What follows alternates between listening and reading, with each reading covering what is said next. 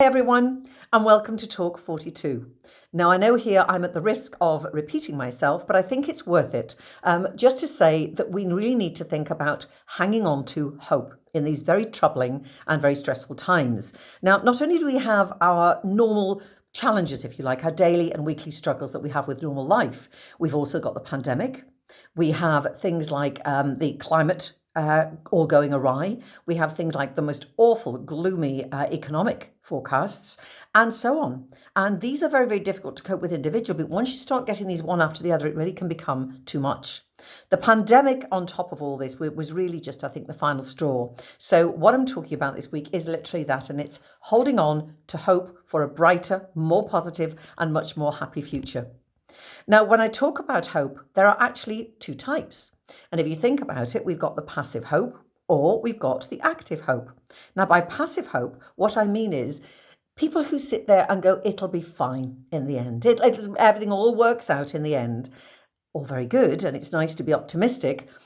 But the positive hope is where people will actually start to take steps themselves to make things better, to make their lives better. So rather than thinking, I'm waiting and I will begin to live when all this is over, live now.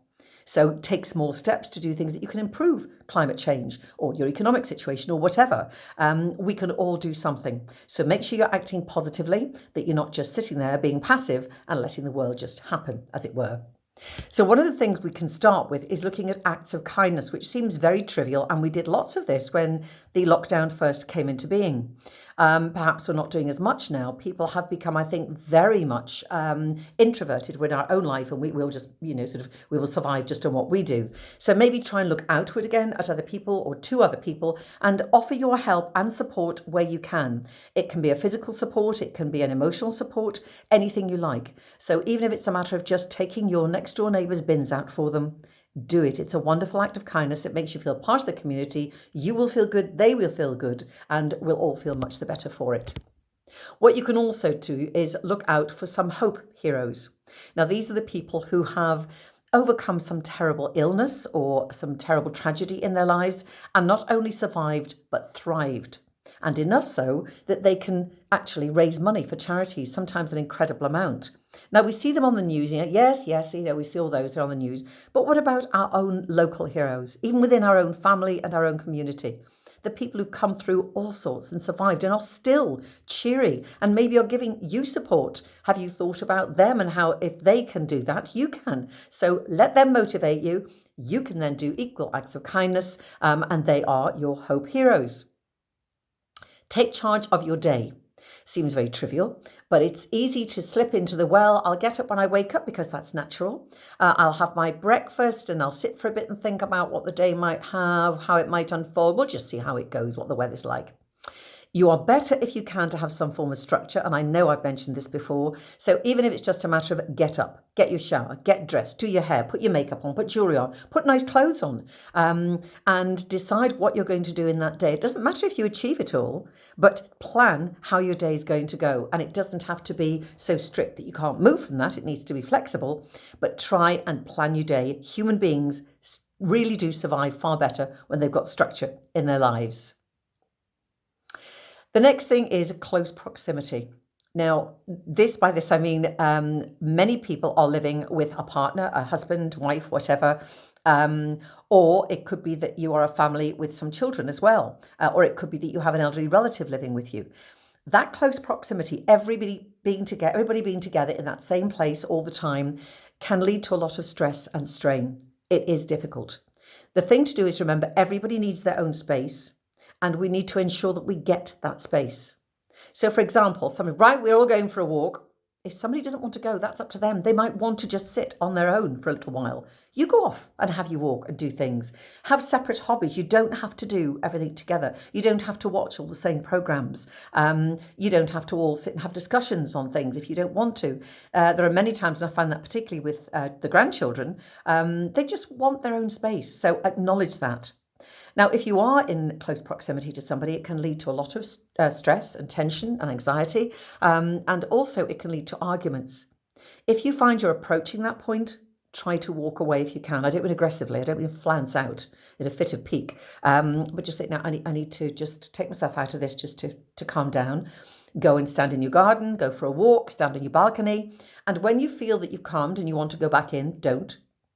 Stay a bit longer and just give everybody a little bit of time and space. And eventually, when you do go back, don't start with, you said, it's too aggressive, and you'll end up with the whole thing exploding. Try going in with, I don't know what happened then, but I really felt awful with that. That really made me feel bad. And explain how you feel. It will help a lot. If you can actually get somebody to understand your point of view, you're then more likely to listen to theirs. I'm not saying it's always going to be hunky-dory, but at least it could give it a chance. If you live alone, it's a totally different problem. And it is very difficult as someone who lives on their own. I know how difficult it can be. I really miss just that interaction with other people, as well as the hugs and things like that I miss. And it can be hard, but what I would say is at this point, you can turn to the internet. There are lots of groups and clubs and things that you can join online. Some of them can have live the Zoom calls, videos, whatever. You can join in with those. But also things like phone calls. Don't wait for people to call you. I hear people saying, well, oh, so-and-so hasn't called me in 2 weeks now. Well, did you call them? And even if you feel as if it's always you that makes the phone call, isn't it worth it? Because don't you feel better at the end of it just by doing it? So try and interact with the world, communicate with people. We are all part of the same world. And the best thing you can do, as I've said before, is to get out and about. Okay, so the next thing is don't obsess, I suppose is the word I'm looking for, on the bad news. We can all really be over subjected to all of these dreadful, dreadful stories about how people are, how the NHS is, what's happening with the pandemic, and it really can get you down. Try and seek out some of the good news. Now, I've said in the previous section there, I said you could maybe go on the internet. Don't become obsessed with the internet. You have to remember that most of what's on things like Facebook, they're just opinions. They're individuals who put things out there to say this is what they think. Most of the stuff that you see online isn't proven. So if you're going to go for something online, look for a website that you trust, a name that you know and trust. But don't always look for the negatives, for the negative news. As I say, we're always getting it. I know the radio and the TV stations are really trying now to bring in some happy news as well. But there is lots. I mean, I can only think from my personal experience, this is my own family, my own friends, including all of you, all my neighbours, the people I know. There are so many wonderful things. One of the greatest things that came out of the pandemic was people doing good deeds for each other, being very supportive and kind. There are great things that happen. And you can, if you do go online, request, you can Google it, and it could be daily motivational quotes. Or it could be that you go for perhaps, I don't know, a picture that will make you happy. So a picture that's going to lift you, uplifting pictures. If you Google something like that, often you can subscribe to these sites and there'll be something that comes into your inbox, maybe not every day, but perhaps once a week, whatever you choose. And it's lovely to get these messages that make you think, great. I know from our own WhatsApp messages, when you get an uplifting video or a message from somebody, it really does make you feel fantastic. So have a look at trying to do that.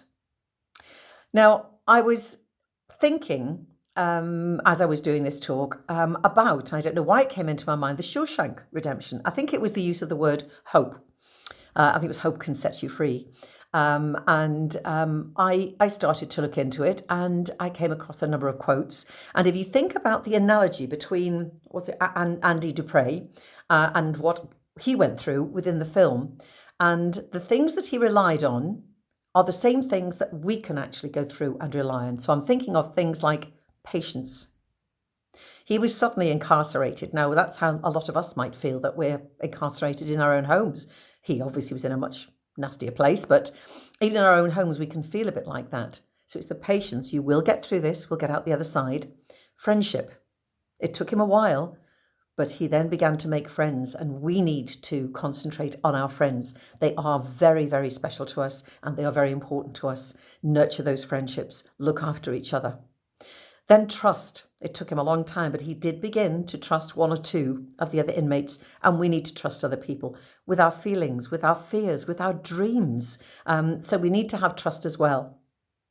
Then we've got freedom, and eventually he did get out. We know we're going to get to our freedom in the end. It may come in little tiny chunks. It won't all come at once. We might suddenly be able to go back to meeting friends in the park and things like that. It will come. And finally, transformation.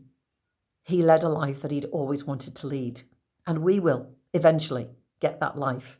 But the one thing that kept Andy going through all of that, and hopefully it will keep us going through all of this, is hope. Keep it alive. Don't let it die. I'll see you at the other end. Take care now. Bye.